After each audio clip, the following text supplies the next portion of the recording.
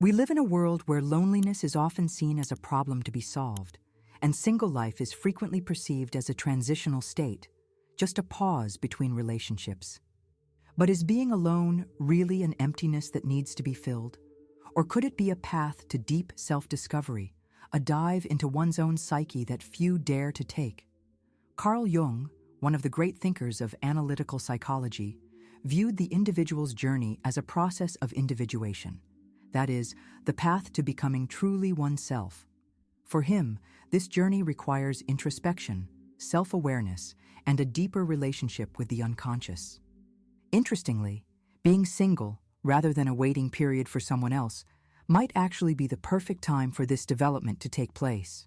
However, modern society conditions us to believe that being single means being incomplete.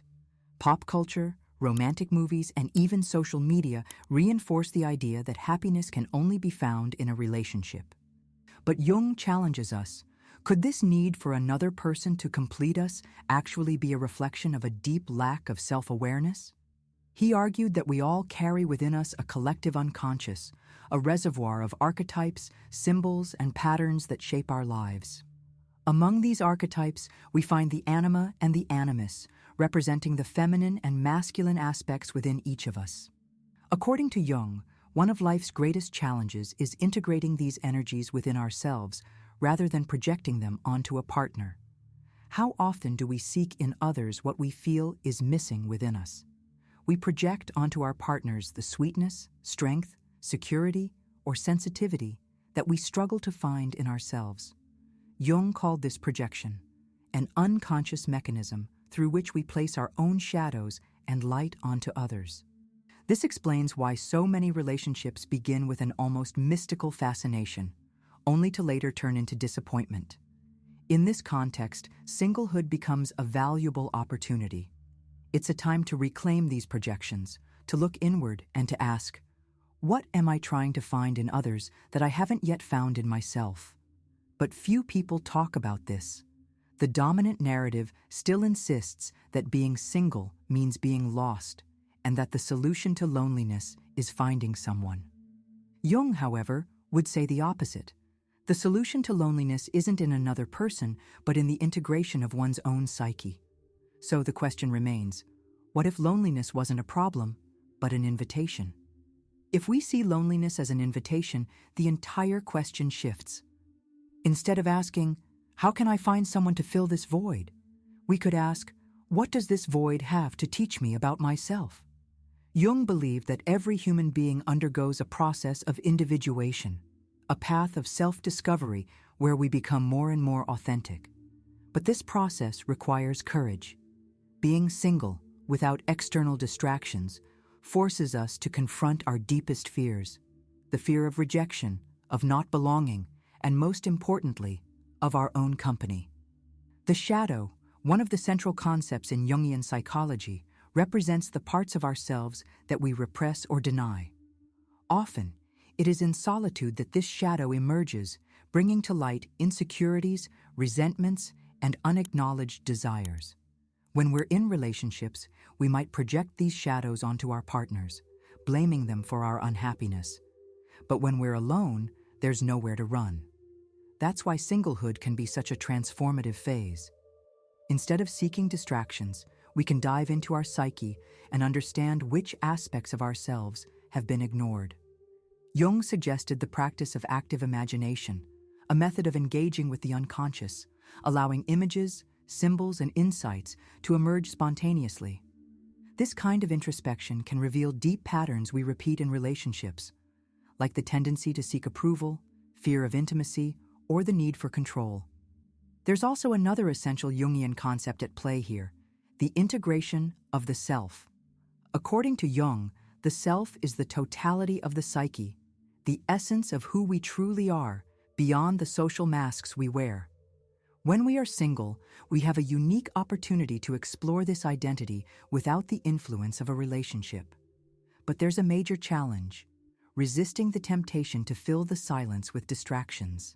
The modern world offers endless ways to escape solitude: social media, dating apps, constant entertainment. The fear of emptiness pushes us to latch onto anything that prevents us from being alone with our own thoughts. However, it is precisely in that quiet space that the greatest revelations occur. The question few dare to ask is, who am I when I'm not trying to be someone for someone else? If we allow ourselves to fully embrace the experience of being single, we can become more whole. And paradoxically, the more whole we become, the less we feel the need for someone else to complete us. A healthy relationship isn't born from lack, but from abundance. The union of two individuals who already feel complete, but choose to share their journey. So what if being single wasn't a waiting period, but a journey in itself? If we see singlehood as a journey in itself, then it becomes an active process of inner growth, rather than a passive interval between relationships. This is a key point in Carl Jung's philosophy. True fulfillment comes from individuation, not from a desperate search for something external to save us from ourselves. But this leads us to a modern dilemma. In a world where everything is instant and disposable, where dating apps offer relationships with a few clicks and loneliness is seen as a flaw, how can someone truly learn to be enough for themselves?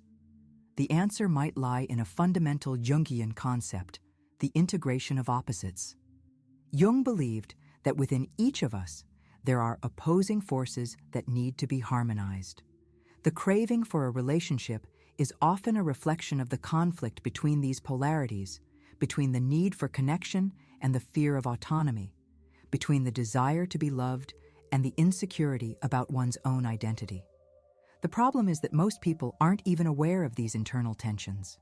We live in a society that values having more than being, having a partner, having status, having an active social life. But what about being? Who are we when no one is watching? Who are we when there's no external validation? True transformation happens when we learn to fill our own existence. This doesn't mean isolating ourselves from the world, but rather finding a balance where solitude is not a prison, but a sanctuary. Many mystics, philosophers, and psychoanalysts, from Jung to Nietzsche, from Buddha to Kierkegaard, have pointed out that well-lived solitude is the path to wisdom. It is in solitude that we find the space to reflect on our true motivations, the emotional patterns we carry, and what we genuinely want from life. Jung would say that being single is an opportunity to integrate the anima or animus, the unconscious feminine and masculine aspects within us.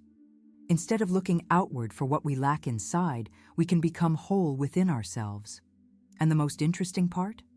When that happens, relationships stop being a desperate quest for fulfillment and instead become genuine connections between people who don't complete each other but share themselves. So, being single is not a state of lack, but of power. It's a phase that can be experienced with depth, allowing for self-discovery that few have the courage to face. The real question isn't, when will I find someone, but rather, who will I become while I'm alone? If we see singlehood as a state of power rather than lack, then it becomes an inward journey, an invitation to explore the uncharted territories of the psyche. But this journey is not easy. After all, facing oneself requires courage. Jung said that the unconscious is not just a repository of traumas and repressed memories, but also an ocean of undiscovered potential. When we are alone, free from the distractions and projections of a relationship, we have the chance to access hidden parts of ourselves. The problem is that we've been taught to fear this introspection. Often, it feels easier to be with someone, even in a superficial or dysfunctional relationship, than to face the silence within. A relationship can serve as an escape, a way to avoid confronting our own fears and insecurities. But Jung warns that whatever we avoid within ourselves will eventually control us in unconscious ways. That's why singlehood can be such a powerful time for developing emotional self-sufficiency. This means learning to fulfill our own emotional needs without relying on external validation. It's discovering that happiness isn't found in another person, but in a deeper relationship with ourselves. However, emotional independence shouldn't be confused with isolation or cynicism toward love. Jung believed that human beings are relational by nature and that individuation isn't about distancing ourselves from others, but about approaching them authentically, without masks or dependency. The real challenge is learning to love without losing ourselves in another. As Nietzsche said, become who you are. In other words, before seeking a relationship, we must become someone who can truly share a life, not just someone looking for an escape from loneliness. Ultimately, the truth no one tells you about being single is that it's not a void to be filled, but a path to be explored.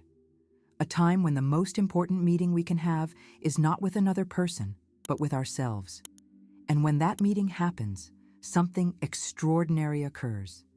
Relationships stop being a necessity and become a choice. We no longer seek someone to save or complete us, but rather someone to walk alongside us. So, being single doesn't mean being lost.